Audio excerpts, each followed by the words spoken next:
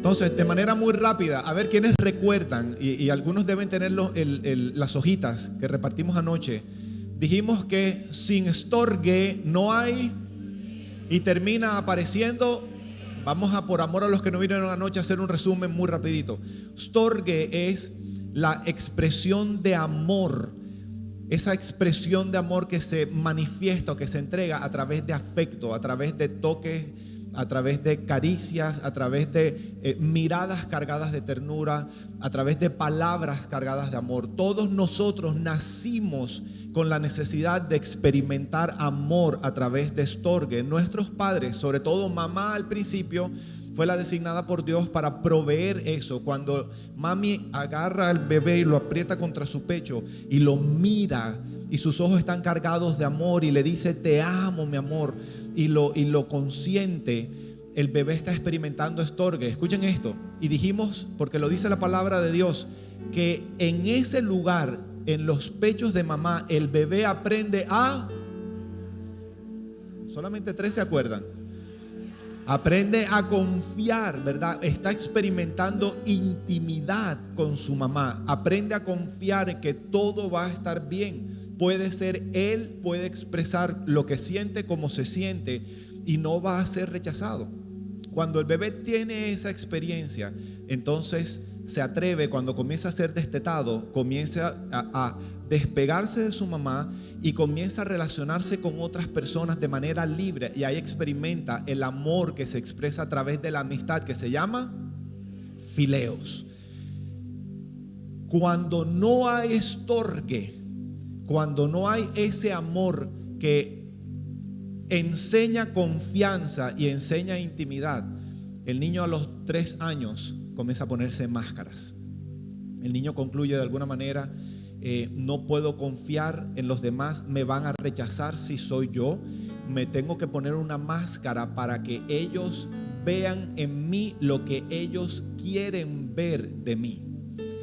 Y el niño, de ahí en adelante, sus relaciones, las mejores relaciones, van a estar limitadas a una muralla que lo va a estar separando de las otras personas. Y es horrible vivir de esa manera, pensando o sintiendo: si yo le muestro a los demás quién soy yo, entonces voy a ser rechazado, y no estoy dispuesto a tolerar más rechazo. Y parte de eso fue lo que estuvimos hablando anoche. Y cuando eso ocurre, si no hay estorgue y no termina viendo fileo, entonces termina apareciendo la distorsión del amor que se llama eros. Y es el joven adulto o el adulto está buscando en otros seres humanos que le provean lo que mami no le proveyó. Entonces necesito que me amen, necesito que me digan cosas lindas, necesito que me abracen, necesito que me consientan. El problema es que ningún otro ser humano va a poder reemplazar a nuestra mamá. Cuando un hombre se casa con una mujer pretendiendo que esa mujer cumpla el rol de la mamá de él, que la mamá no cumplió en él, viene mucha decepción y el matrimonio se termina. Y si para rematar ocurre lo otro, la mujer está buscando en el hombre a su papá, y el hombre no puede proveer lo que papá no proveyó a su hija, entonces el matrimonio inevitablemente termina destruyéndose. Y decíamos anoche que eso es como tener 2 pulgas y sin perro. Están buscando chuparse la sangre mutuamente. Entonces, el no haber experimentado estorgue produce en nosotros, y vamos a entrar al tema de esta noche, produce en nosotros algo que se llama dolor. El dolor duele. Diferentes magnitudes y expresiones de dolor. Y estamos hablando de dolor, un nivel de dolor muy profundo. No es el dolor de cuando me golpeo o tengo una herida en mi cuerpo. Estamos hablando de un dolor mucho más intenso y profundo que eso. Un dolor que solamente sé que no puedo tolerar más y que necesito anestesiar de alguna manera.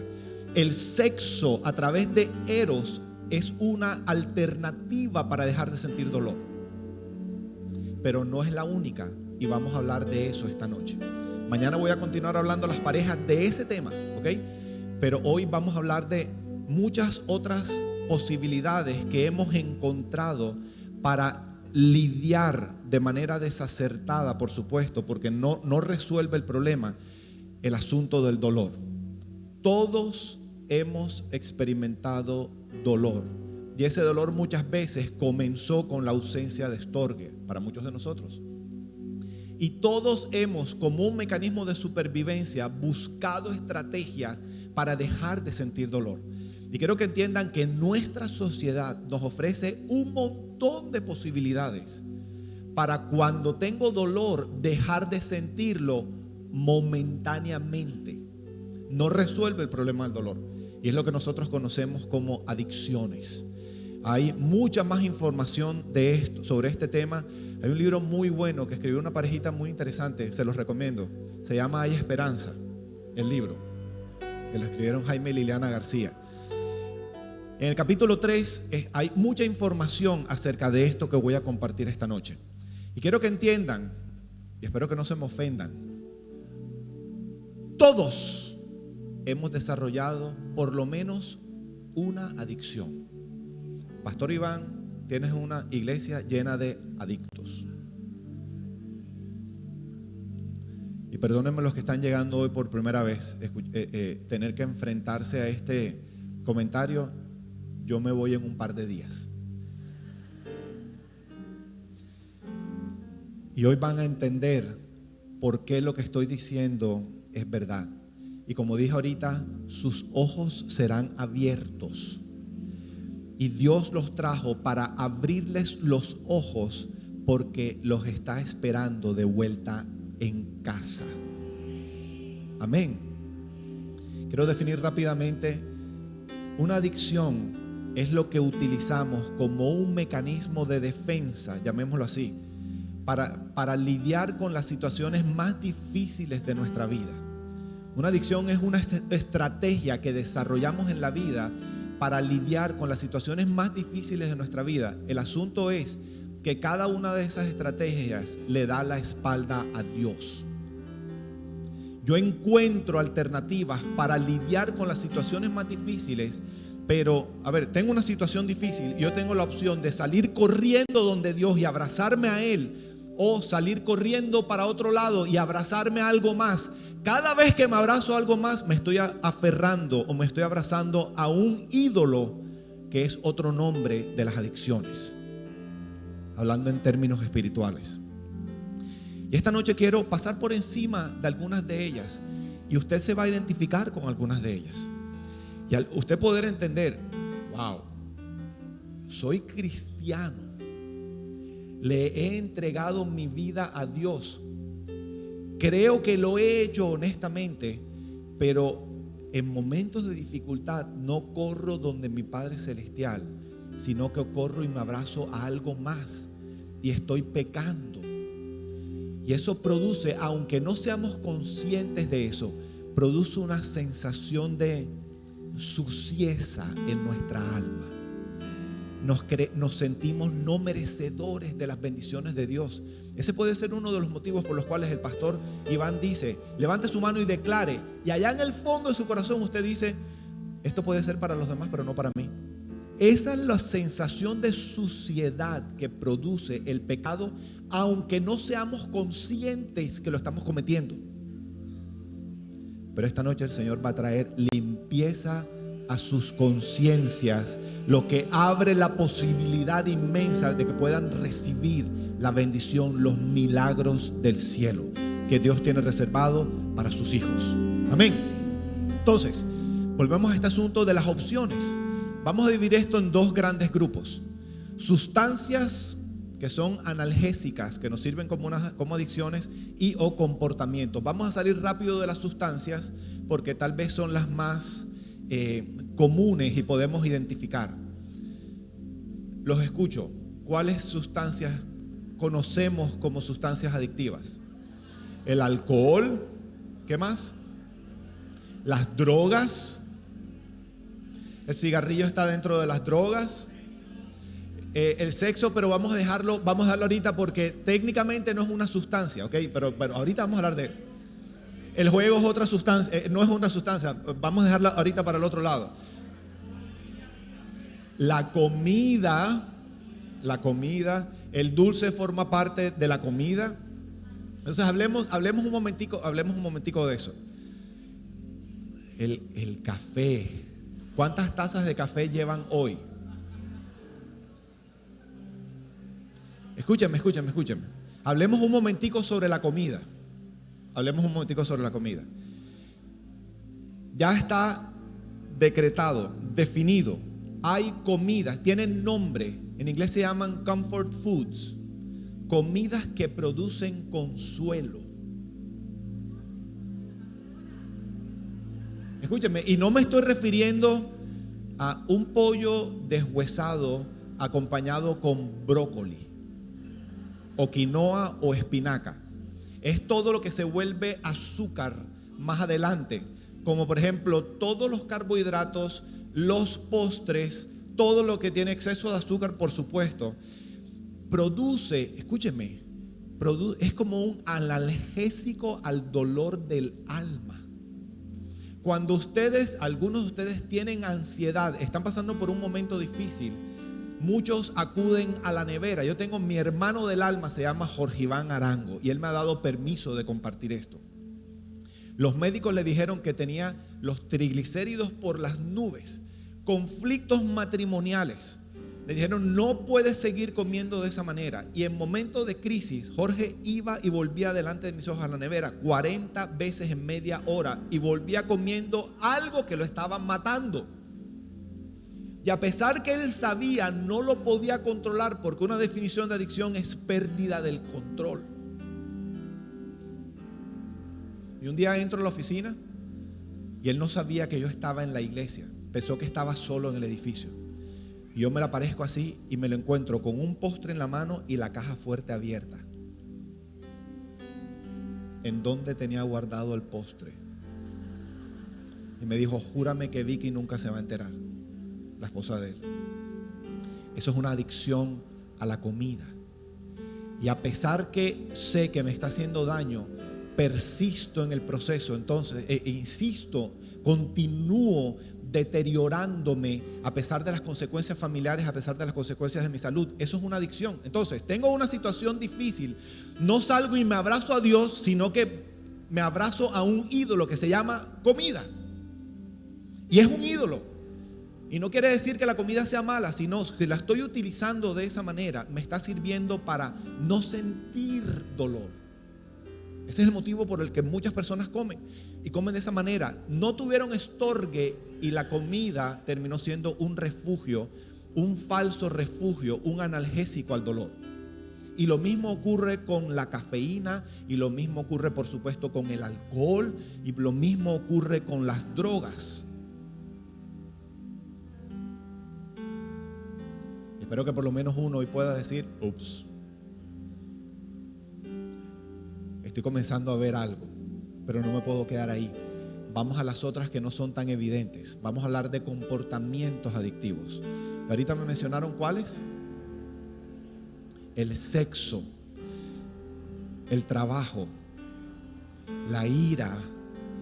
Tremendo. Ustedes parece que supieran de esto. Vamos a pasar por encima del sexo rapidito, porque mañana voy a hablar de esto, pero a las parejas, ¿ok?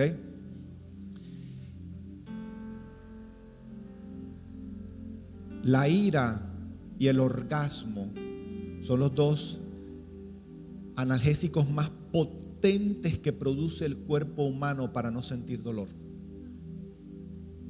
Por eso el sexo es tan adictivo. Yo crecí en un hogar, les compartí ayer, en donde hubo muy poquito afecto. Y yo estudié toda mi vida en un colegio aquí en Barranquilla que se llama Lyndon B. Johnson. Y resulta que hubo una crisis en el colegio y en 10º grado decidieron cambiarme de colegio. Iba para el Liceo de Cervantes, pero me tenía que atrasar medio año por el cambio de calendario y entré al colegio Marymount en el año 1985. Y yo entro, ¿quién hizo?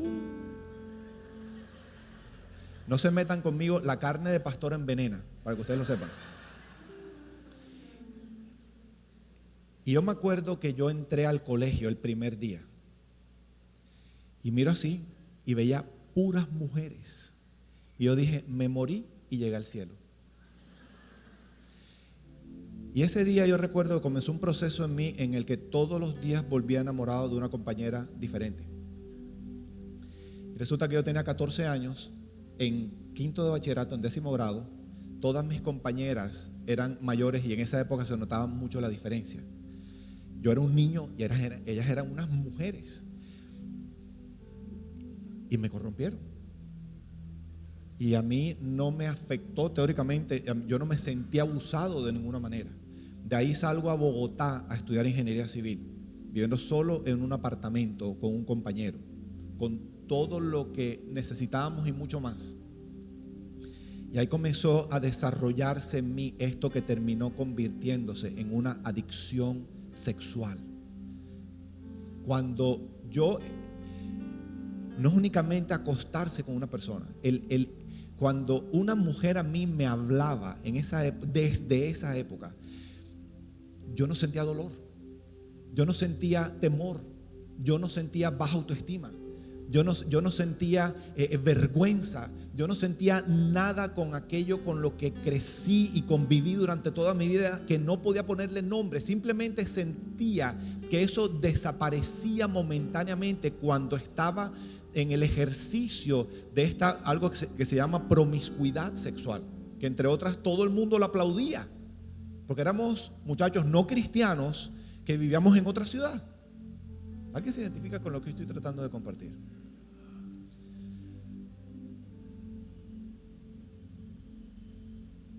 Y más adelante conozco a Liliana y yo juré que iba a serle fiel toda mi vida.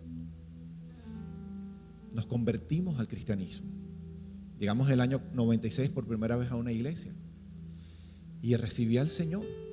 Pero ese hueco que estaba dentro de mí permanecía dentro de mí. Y en el momento de crisis, la iglesia estaba creciendo, cada vez había mayor responsabilidad. Estamos viendo la victoria de Dios, pero en momentos de crisis, yo sabía que había algo. Yo había encontrado algo que por fracciones, por minutos, me ayudaba a no sentirme tan mal conmigo mismo. No sé si me estoy haciendo entender. Y eso que conocí, lo usé y terminé cometiendo adulterio. Y terminé destruyéndolo todo. El sexo puede terminar convirtiéndose, mal utilizado, con las malas motivaciones. Cuando se vuelve eros, como lo estuvimos compartiendo, se puede volver en un ídolo al que voy a decidir abrazar. Se los escribo de esta manera, tal vez ayude a comprender. Imagínense a un alcohólico, lo que significa para el alcohólico una botella de alcohol. Para una persona que se hace adicta al sexo, la sexualidad de otro ser humano es el equivalente a la botella para el alcohólico. La presencia de otro individuo, de una mujer, por ejemplo, la manera como camina, la manera como huele, como se desenvuelve, el contacto con la piel termina siendo mucho más poderoso que el mismo Dios para ese adicto. Literalmente le damos la espalda a Dios y abrazamos un ídolo, que en este caso es otro ser humano. Hablemos de la ira. Ayer pregunté, ¿cuántos aquí aman a sus hijos y a pesar del amor que tienen por sus hijos, reconocen que tienen en su boca un arma letal de destrucción masiva? Y que cuando tienen ira no pueden controlarse y pasan por encima de las personas. Escúchenme, como compartí ahorita, la ira junto con el orgasmo es un analgésico muy poderoso. Cuando una persona tiene ira, no siente dolor. Si usted ha tenido la experiencia de agarrarse a puños con alguien y tiene ira, el dolor viene después. Y miren cuán poderoso es esto. Levántenme la mano los papás que hay aquí. Okay.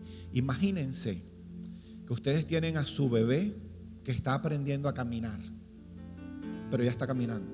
Y ustedes salen y comienzan a caminar a buscar o el carro o el transporte que los va a llevar a su casa. Y hay mucho tráfico en la 53. y de pronto en un momento el bebé de ustedes se les suelta de la mano y sale corriendo derecho para un carro que viene a toda velocidad. Imagínenlo. Y un instante antes que el carro le pase por encima, ustedes lo logran rescatar. Lo tienen frente a usted, no le pasó nada. ¿Qué hacen? Le pego, le grito, lo regaño, ¿verdad? Y después que expreso ira, ¿qué hago? Me pongo a llorar. ¿Ya les ha ocurrido? Sí. Escúchame, miren esto que interesante. Solamente pensar en la posibilidad de haber perdido a mi bebé es tan dolorosamente inmanejable que la ira entra en acción para mitigar el dolor. Y alguien que ha experimentado ira y deja de sentir dolor, lo puede terminar convirtiendo como un refugio para el dolor y se hace adicto a la ira. ¿Quién tiene problemas de ira? Levanta la mano. Y quiero que entienda que es un ídolo también. El adicto a la ira es adicto a las drogas. El asunto es que la droga no la estoy consumiendo, la droga la está produciendo mi mismo cerebro. ¿Cuál otro? ¿Cuál otra adicción? Uy, el trabajo. Menos mal aquí no hay trabajólicos, ¿verdad? El trabajo es un tremendo anestésico también. Yo me acuerdo siendo el pastor de la iglesia. Liliana me sentaba y me decía, necesitamos hablar. Y la manera como yo, cuando me comenzaba a confrontar, mi manera súper madura de resolver el conflicto era que le daba 3 gritos, llamaba a él y mi secretaria, que hoy es la esposa del pastor Edwin Chávez, y le decía, organízame citas para el resto del día. Y de esa manera yo me entraba como a un mundo paralelo, ¿verdad? En donde sabía que era aceptado y valorado, pero era un mundo ficticio porque estaba huyendo de mi realidad. Aquí hay muchas personas que han encontrado en el trabajo, en el mundo del trabajo, en la aceptación de sus colegas, de sus jefes, de sus compañeros de trabajo, es un mundo paralelo. Cuando están metidos en ese mundo, no tienen que pensar en que posiblemente tienen conflictos matrimoniales, dejan de pensar en que tienen un hijo enfermo y nada más de pensar en que su hijo está enfermo los desestabiliza tanto que necesitan dejar de pensar en eso y se refugian en el trabajo. Ahí es cuando termina convirtiéndose en una adicción. Son personas que le dan la espalda a la realidad y el jefe dice, necesito un voluntario para trabajar el fin de semana. Yo. Porque ahora tengo la oportunidad de, incluyendo el fin de semana, no tener que lidiar con mi realidad. Y quiero que sepa que nunca vamos a poder resolver los problemas si seguimos dándole la espalda a los problemas. La única manera como se vencen los gigantes es enfrentándolos. Y las adicciones, denle un aplauso al Señor.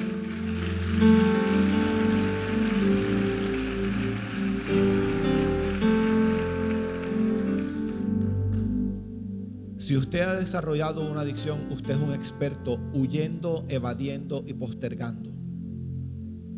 Porque eso es para lo único, para lo que sirve el pecado. Y el problema de muchos de nosotros es que no sabíamos que eso era un pecado. Si trabajar es bueno, comer es una bendición. Sí, pero sí, estamos hablando de la motivación de mi corazón. Otra adicción. Ya voy para allá. ¿La qué? Uy, la fama, las redes sociales. Facebook es del diablo. No, por supuesto que no. Puede ser una bendición o puede destruir por completo mi vida. Hacer ejercicio es fundamental, pero en mi caso, hacer ejercicio formaba parte de mi adicción sexual, por ejemplo. Por eso yo tenía que vivir metido en un gimnasio. Entonces es la motivación que tenemos. Hay algunos que han encontrado en las compras un tremendo mundo en donde no sienten dolor. A mí no se me olvida Nosotros salimos de Barranquilla para los Estados Unidos en marzo del 2006. Estuvimos internos en Donckland hasta junio del 2008. Salimos de Donckland para Miami a comenzar Canaán en el momento de la crisis financiera de los Estados Unidos. Y me acuerdo que un día fuimos a conocer un mall, se llama Sogras, bueno, ya lo conocíamos, pero fuimos a pasear un día y veíamos que eso estaba repleto de gente. Y gente arrastrando las bolsas. Yo decía, ¿y dónde está la crisis? Y entendí, el ir de compras me ayuda a no tener que lidiar con la realidad. Y si tengo una tarjeta de crédito, después veo cómo resuelvo. En el libro Hay Esperanza hay un cuestionario para que usted pueda concluir si es un adicto a las compras, si es un adicto al juego, si es un adicto al sexo, si es un adicto a la ira. Hagan el ejercicio. Si es que todavía no pueden ver o no están seguros de lo que estoy compartiendo, no saben si aplica a su vida. Les recomiendo una película. Se llama Confesiones de una compradora compulsiva. Vieja. Hacía como iba un grupo de apoyo de Alcohólicos Anónimos y dice: reconozco que soy un adicto a las compras. Y es tremendo lo que ella decía. A pesar de que no tenía dinero para comprar, se sentía tan sola que cuando entraba a una de estas boutiques de alto turmequé, como decimos aquí yo sí puedo hablar así, ¿me entienden? Y atienden a los clientes con copa de champaña y todo el asunto. Ella decía, por un momento, por unos minutos, sentir que soy especial me ayudaba a no lidiar por ese momento con la realidad dolorosa de mi vida. Y a pesar que todas las amigas le decían: no puedes seguir gastando porque no tienes plata para gastar y tienes las tarjetas al tope, ella insistía en escaparse de su realidad y meterse en este mundo ficticio de las compras. Eso es una adicción a las compras. Y aquí hay muchos que salen de pelea con el esposo pa'l mall. No pasa aquí.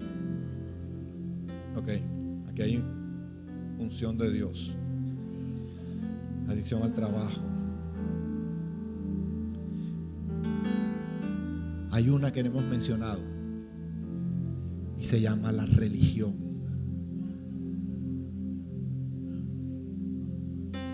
Religión. ¿Qué es religión? Es una práctica, es un estilo de vida en el que yo pretendo, a través de mi esfuerzo humano, lograr sentirme aceptado por Dios. Hay personas, las iglesias están llenas de personas que tienen un estilo de vida que yo lo defino así: viven en una hiperactividad religiosa agresiva. Policías espirituales, como compartíamos esta mañana, que viven en función de encontrarle las fallas y los pecados a los demás. Y cuando encuentran eso, sienten como si una droga les corriera por el torrente sanguíneo. El problema es que no dura, todo eso es efímero. La palabra de Dios dice en Romanos 15:7: acéptense los unos a los otros como también Cristo nos aceptó para la gloria de Dios. Dígame: soy aceptado. Soy aceptado por el Señor. No tengo que hacer nada para que Dios me acepte. Ya no lo puedo impresionar a través de mis actos. Dios me ama y me acepta tal y como soy. Para el religioso, esto no es una realidad. Que no se les olvide que los religiosos de la época de Jesús, los grandes conocedores de la vida de Dios supuestamente, no se dieron cuenta que tenían a Dios frente a él. Lo crucificaron y lo mataron. Y existe hoy en día la versión 2019 de los fariseos religiosos, y están aquí en Barranquilla, Colombia también. Y en las iglesias hay personas que atienden, pero que le están dando la espalda a Dios. Esta mañana creo que estaba compartiendo a Ana Paula Baladao, ¿verdad? Hay un video. Nosotros tenemos una historia, sobre todo Liliana, una historia muy especial. Es una salmista brasilera. Hizo un concierto en una ciudad que se llama Barretos, hace muchos años. El concierto se llama Aleluya. Y en el concierto, en un momento del concierto, se sube a la tarima un alfarero y comienza a moldear vasijas de barro.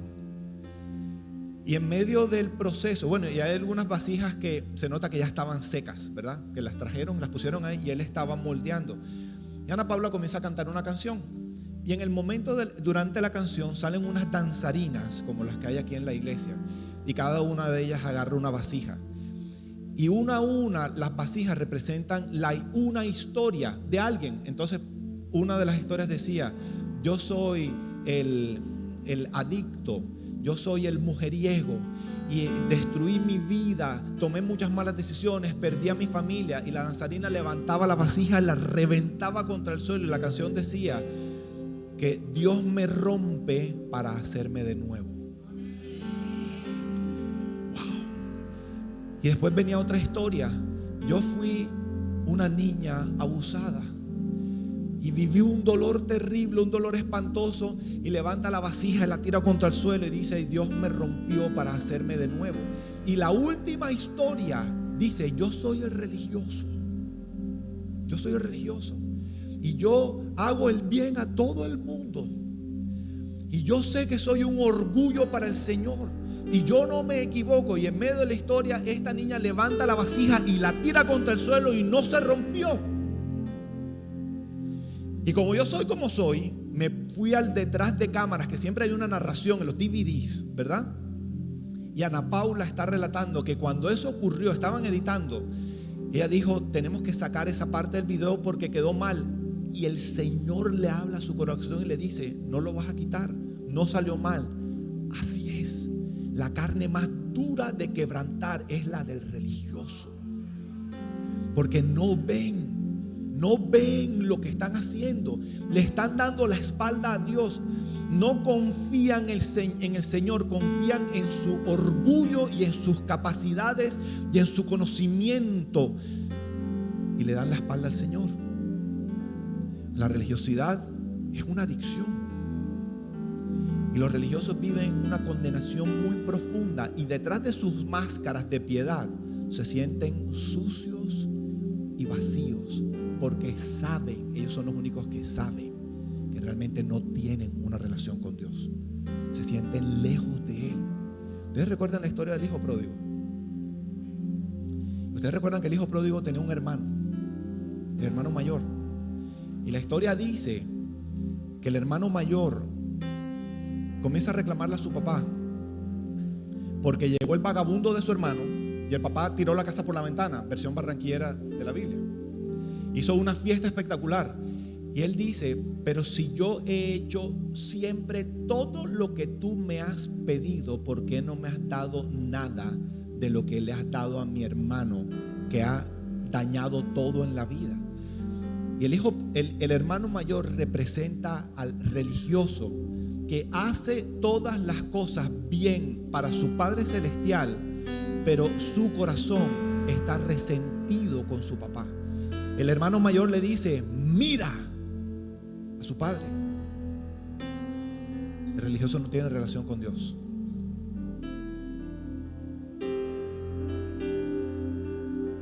Quiero leerles Jeremías 2:5. Ya estoy comenzando a terminar porque vamos a orar. Jeremías 2:5 dice: esto dice el Señor: ¿qué mal encontraron en mí? Dios diciendo: ¿qué mal encontraron en mí sus antepasados, que los llevó a alejarse tanto de mi lado? Rindieron culto a ídolos inútiles. Diga conmigo: todos los ídolos son inútiles. Cada vez que yo me abrazo a algo diferente a Dios, ese algo no me va a servir realmente para nada. ¿Qué mal encontraron en mí sus antepasados, que los llevó a alejarse de mi lado? Rindieron culto a ídolos inútiles y ellos mismos se volvieron inútiles. Jeremías 2:11. ¿Alguna vez Una nación ha cambiado sus dioses por otros, aun cuando no son dioses en absoluto. Sin embargo, dice el Señor, mi pueblo ha cambiado a su glorioso Dios por ídolos inútiles. Eso es lo que estoy relatando esta noche. Los cielos están espantados ante semejante cosa y retroceden horrorizados y consternados, dice el Señor. Pues mi pueblo ha cometido dos maldades. Me han abandonado a mí la fuente de aguas vivas y han cavado para sí cisternas rotas que jamás pueden retener el agua. Jeremías 3:19. El Señor dice: y me dije a mí mismo, cómo quisiera tratarlos como a mis propios hijos, pero no se dejan.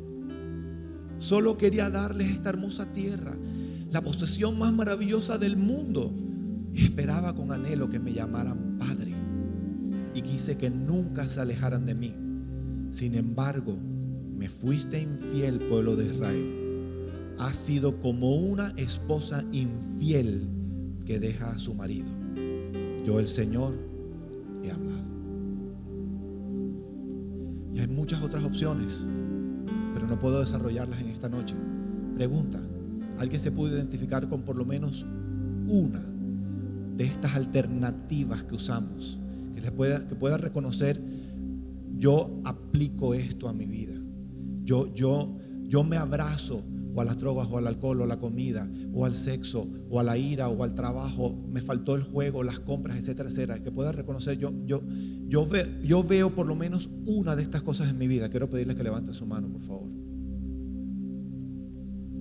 Ok. Gracias por su honestidad. Usted sabe que es muy valioso lo que usted acaba de hacer. Levantar su mano y reconocer. La Biblia dice que el Espíritu Santo da convicción de pecado, y Él está aquí y ha tomado mis palabras para producir convicción. Y cuando Él produce convicción, ya no hay más nada que podemos hacer. Ya contra quién vamos a pelear, ¿verdad? Vivir de esta manera, comencé diciendo, produce una sensación de suciedad. Y Dios no quiere que vivamos de esa manera. Cuando yo me alejé de Dios y me fui tras ese ídolo, tras esa mujer, y me alejé del Señor, abandoné a mi esposa, abandoné a mis hijas y causé una catástrofe en el reino de Dios. Mi suegra dice que eso fue un tsunami lo que yo causé. Cuando yo me alejé, yo estoy convencido que yo me alejé de Dios en la condición de hijo de Dios. Yo conocía al Señor. Él era mi Padre. Muchas personas dijeron: tú nunca hasta ese momento habías sido salvo. El Espíritu Santo no estaba en ti. La Biblia dice que hubo un muchacho que decidió botar la herencia, ¿verdad? Despilfarrar la herencia. Le pidió la herencia a su papá y se fue y lo malgastó todo. Y esa historia se conoce como la historia del hijo pródigo. Ese muchacho era hijo de su padre. Tal vez por eso, Pastor Iván, yo creo que yo he sido uno de los adúlteros que más miserablemente ha vivido su adicción sexual. Porque todo el tiempo pesaba sobre mí la mano de Dios. Y había momentos de euforia, pero el resto del tiempo era horriblemente miserable. Yo no le deseo esto al peor de mis enemigos. Y quiero que sepan que el índice de adulterio es prácticamente el mismo dentro y fuera de la iglesia. La diferencia de los que están fuera de la iglesia es que los de afuera no se ponen máscaras. Los de adentro sí, tratando de impresionar o tratando de hacer creer que son espirituales. Y detrás de esa máscara lo que tienen es vergüenza, culpa, condenatoria. Se sienten sucios, vacíos y miserables. Dios te está llamando hoy de vuelta a casa.